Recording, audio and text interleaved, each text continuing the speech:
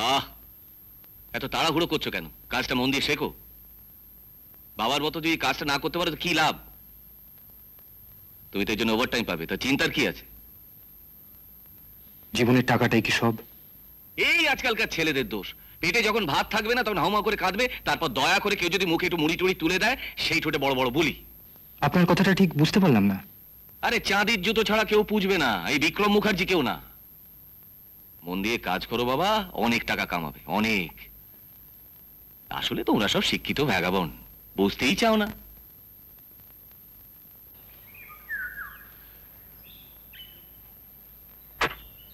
আমি কি হেল্প করতে পারি ম্যাডাম?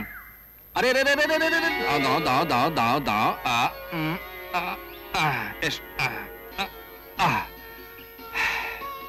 কি করব বলো? তোমার বাবার ডাক।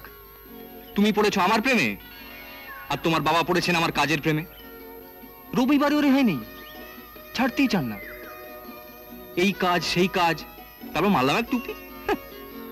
এইখানে দাঁড়িয়ে থাকবে না যাবে? চলো। কিছু বলছো না জি? নিশ্চয়ই কিছু ভাবছো। আই বলো না, কি ভাবছো? ভাবছি বাপির সঙ্গে লুকোচুরি খেলা কবে শেষ হবে। সবকিছুই কি আমার উপর নির্ভর করে শুনি? তুমি স্বাধীন, তোমার স্বাধীনতায় কেউ কোনোদিন হাত দেবে না। সে কথা ঠিক। বাড়ি, বাড়ি থেকে অফিস, অফিসে কলম পেশা, আবার বাড়ি, ভালোই স্বাধীনতা। আমার চেয়ে তো ভালো, মনের উপর কোনো চাপ নেই। পরাধীন তো নও। তুমি কি পরাধীন?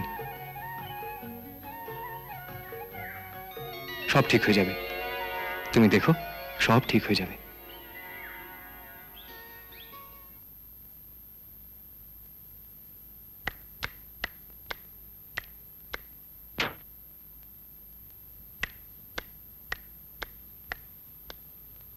কোথায় গিয়েছিলে? আজ আমাদের গ্রুপের রিহার্সাল ছিল বাপি।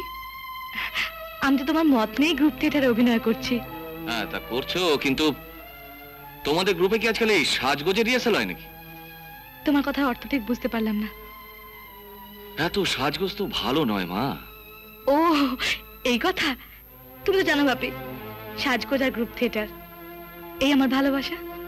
তোমার ভালোবাসার অভিধানটা যেন এসবের মধ্যে সীমাবদ্ধ থাকে, এই কথাটা তোমার মাকেও বলে এলাম। এখন তুমি মনে রাখলে আমি খুশি হব।